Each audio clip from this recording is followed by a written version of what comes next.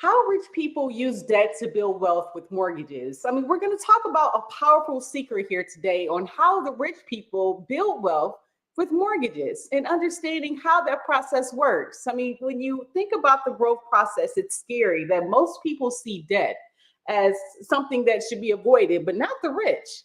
The rich take on these actual opportunities as a tool to grow their wealth. And so to understand that using debt versus leverage and understanding how to leverage these opportunities, this is what we are discussing on how the rich actually get there in re-engineering their education, employment, and retirement. Now, let's clear this up. Not all debt is bad. While consumer debt like credit cards can hurt your finances, productive debt like mortgages can help grow your wealth. On Mortgage Mastery Monday with Adrian Mays, day 156 in the Billionaire Journey, mortgages leverage other people's money to acquire assets. So if you're understanding how to buy a property and how to actually grow with the money and mortgages in the game that you're looking into, and here's how it works: instead of like paying up $50,000 or $500,000 for a beautiful property and a yacht, the wealthy might just put down 20%, so 100,000, and the rest of it, they take that and reinvest into opportunities, other mortgage opportunities to help their money grow. So the whole key out concept in regards to money and how the rich people leverage these opportunities for debt we're going to look at just understanding debt and wealth in itself. Just having strategy is the key part with education at the forefront. Because again, if you don't have these financial intelligence opportunities, you don't even understand what you can do to build that wealthy mindset to highlight some different opportunities to grow within it. So what is a wealthy mindset? It's where the wealthy often see opportunities, the others see risk. So focusing on leveraging assets should be the game plan and utilizing debt to grow your financial portfolio versus looking at your income statement in regards to a paycheck, because again, you're making someone else rich.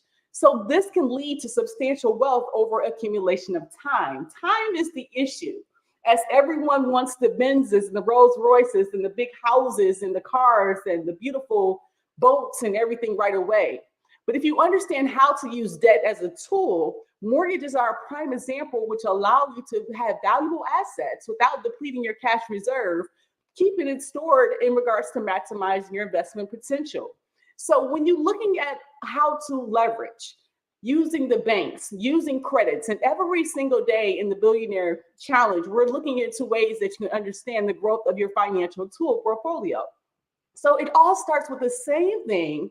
Doesn't mean it matter if you're starting a business, starting over. It starts with a plan. So in order to use other people's money for maximum growth, you have to start in the conversation and networking and getting in the right rooms with people. Now, the difference between debt and leverage, like sometimes debt is often used as a negative thing, like not to be in debt, but it actually is a strategic strategy with the rich and the wealthy they use. So wealthy individuals, they acquire a lot of properties and mortgages, and to acquire those assets, they use borrowed money to build their net worth rather than outright purchasing those assets and using their money down in their bank account.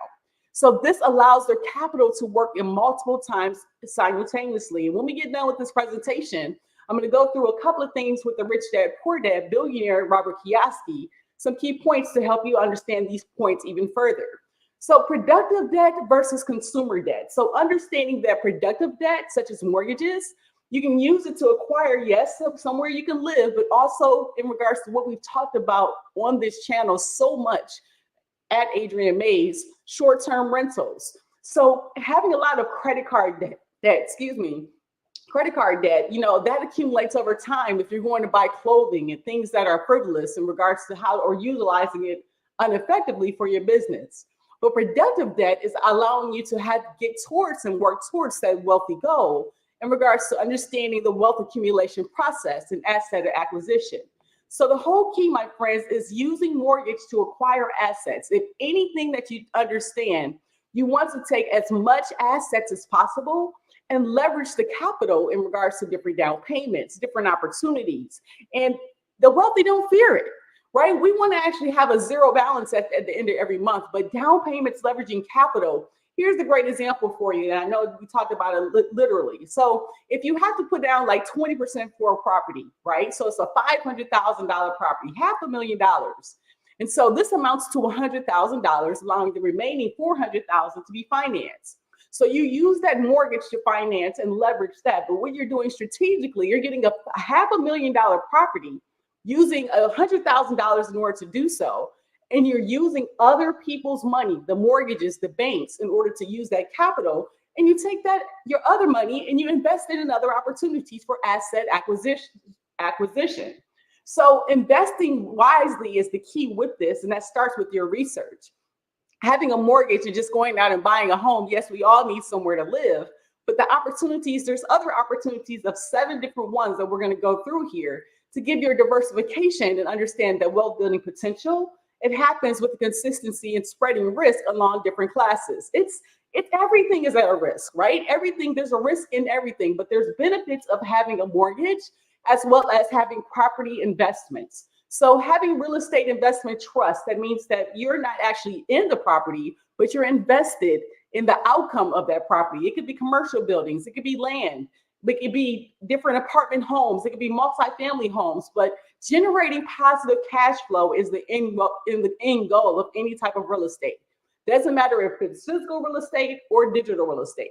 You want to have the end goal where you're having long-term wealth being built through your acquisitions. So generating positive cash flow is going to help you because, again, that at that point, you don't go run out and buy something luxurious once you're hitting a plus over positive cash flow. So when your rental income starts to exceed your mortgage payments and your expenses, that's ideal. So the income from the rentals, they should cover all the costs of that actual rental and then utilize that extra money to put back into your business for the wealth accumulation end goal. So a lot of us in regards to property appreciation, you got to do your due diligence and your research. So when you buy an actual property that could be a rehab type property, which might need a little bit of work, real estate allows you to then take on the values that are in the property area. So you can increase your actual market value and the returns on your investment 10 times over in regards to just doing a little research in regards to the net worth of other opportunities, as well as then looking into the refinancing of different equity opportunities and further investments. So the tax benefits of mortgages in regards to making sure property taxes and mortgage interest, those are typically tax deductible. So reducing your overall tax liability, especially if you're a W-2 earner or you work in a 9-to-5 job, that's the benefit of being a property owner. So you can utilize these deductions, and that's what the wealthy do. They rent from themselves. They have other businesses in regards to LLC organizations or S Corp organizations, and they buy rent from themselves and write it off on their taxes. So it might look like they have $1 billion in regards to money in the bank, but it's honestly them leveraging different opportunities to get to their end goal. So how rich people use debt to build wealth? They use a strategy, my friends, and strategies are going to get you there. And researching and understanding how to maximize the wealth accumulation process. But listening to opportunities like Adrian Mays with the Building Billionaire brands of digital real estate, kindness, and knowledge, as well as billionaires like Robert Kiyosaki, who has opportunities of Rich Dad, Poor Dad to help you understand it first, because your financial illiteracy is not going to help you in regards to your growth of your portfolio. You can listen to someone all day long, but getting in the game is going to help you in regards to understanding the end goal. So equity in regards to a home, I know that a lot of regular people in regards to those, the middle class and those in the whatever, in the mortgage game, and I did it too when I worked with one of the top mortgage companies as well, talked about pulling your equity out in regards to taking care of other credit card debt or taking care of other frivolous things instead of thinking about it in regards to assets and opportunities. So you can actually utilize the equity in your home to invest in further opportunities. And when you realize in regards to the areas that you invest in, when you do it strategically, your wealth growth portfolio is going to come over time if you focus on the assets and not liabilities. So the impact of inflation is huge because mortgages provide a hedge against inflation. So payments are fixed, right? So if inflation is consistently going up, if you're in an area where over time the real cost of mortgage payments decreases, then you're in a win-win scenario. But you got to learn the game. And the way that you learn the game is understanding that real estate investing education, investing in your own knowledge. It's not what someone else can tell you. It doesn't matter how many times you talk about Rich Dad, Poor Dad playing the long game. As in his real estate opportunities, he typically holds it for 7 years or less. So in regards to getting bigger properties and then larger properties from there, utilizing different benefits like a 1031 exchange and avoiding capital gains tax. So if you don't know what I mean in regards to what I'm talking about, that's where the research comes in. You take an opportunity, you hear something you don't know, what you do is hit pause, you go to Google or you go to ChatGPT or Google Gemini, and you use these AI tools to be able to help your understanding of your own financial education. Because I say it every day, it's you versus you. So enhancing your cash flow and emphasizing the importance of playing the long game, while you're here, you're gonna wanna have somewhere to live. And if not, then that's on you. But at the end of the day, understanding how you can get there is having these tools to help you build and grow your billionaire brand. So how do you understand with on Monday or on our Mortgage Mastery Monday, where we're here for digital kindness, real estate, and knowledge?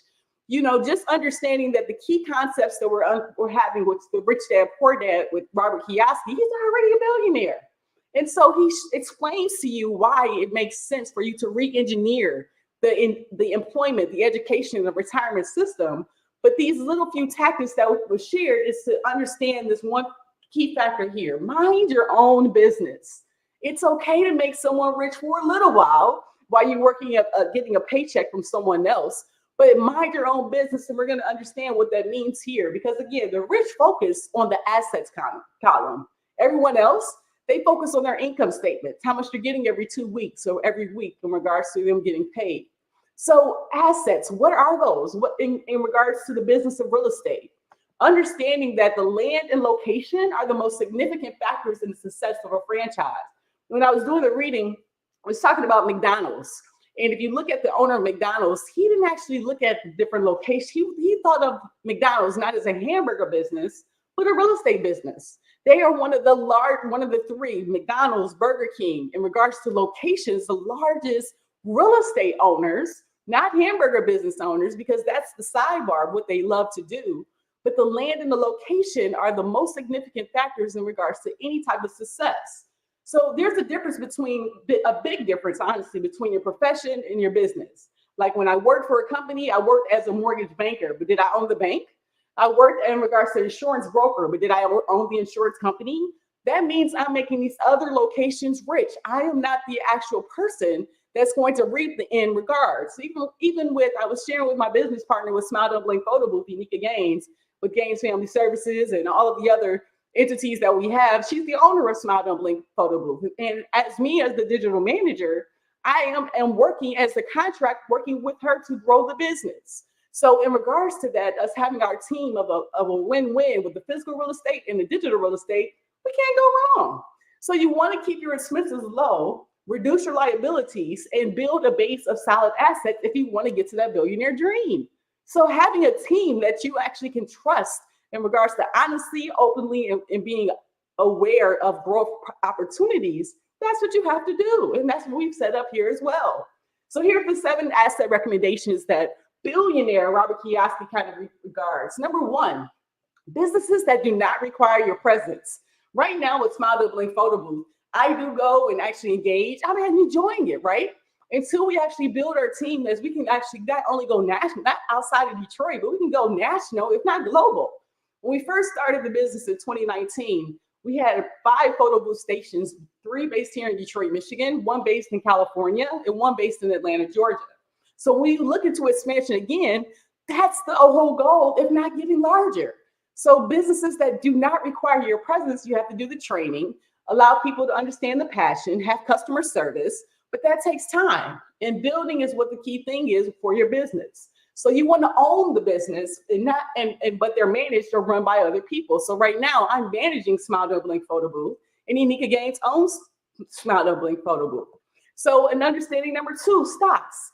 So stocks are another game changer that you want to get involved in. I'm not as heavily involved with stocks, I'll be 100% honest, because again, you can lose your money just like going to the casinos, but it is an opportunity in regards to assets to get more information in regards to growth. And the same thing with bonds. These are different assets you want to consider in regards to your growth portfolio. Number 4, income generating real estate.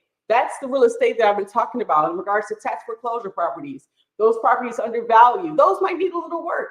But those, again, that you put short-term rentals into, those things are generating income for you in regards to against you. Number 5, notes. IOU. So for example, leveraging someone else and making a negotiation to be able to help in regards to a business. Like for example, say for instance, if I'm renting an apartment building and I do work for them on the side, instead of actually paying the monthly $5,000 of rent in regards to the apartment building, maybe I do digital real estate for that company. So those are different notes or things that you can actually do as an IOU, as assets to actually grow the business, grow their social media presence, get their Facebook, their YouTube, their TikTok, their Instagram, get those off the ground with IOUs. Use your strengths and be able to help others in regards to the end goal. Number 6, we have royalties from intellectual property, such as music, scripts, and patents.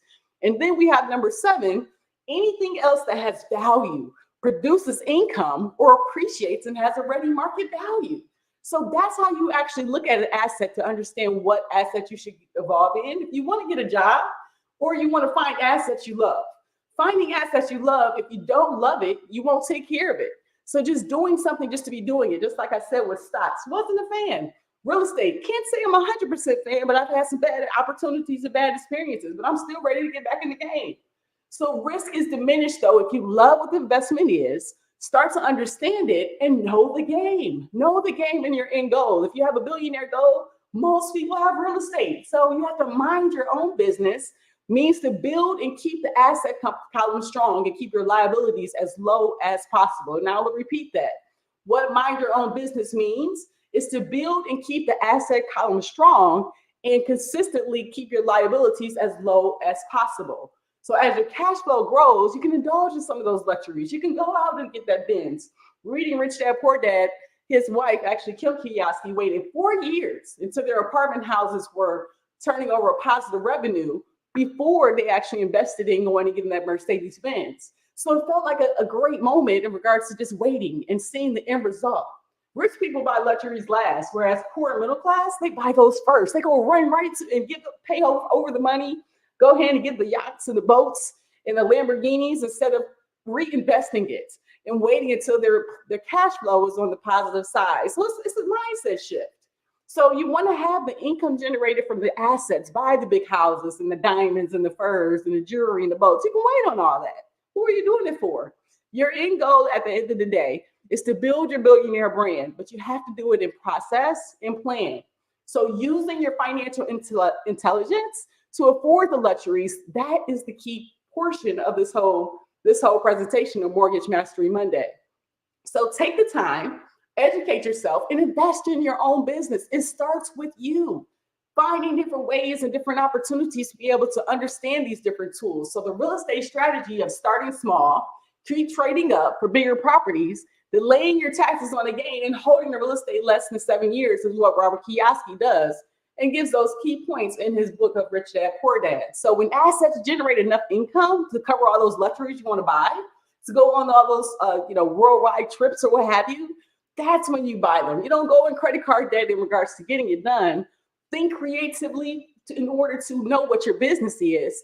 It's not your profession. Know what your passion is. So in regards to this video here today, hopefully you're able to take away some of the key parts of growing and building your billionaire brand with digital real estate with Adrienne Mays, your girl. And every single day we're being the change because, again, make sure you drop into the community. Leave a comment in regards to what you actually learned from the actual video. Rich Dad Poor Dad, I do my 30 minutes of reading every single day. And so once you get to the end results of looking at those opportunities with Renatus and looking at how you can grow with a routine and how you can look at how these real estate investment opportunities go, you might have questions. So how do the rich people use debt to build wealth with mortgages? Did I not give you the whole rundown? Hopefully you're able to get something out of this video here today. Jump in the community now. Get involved with the actual growth plan.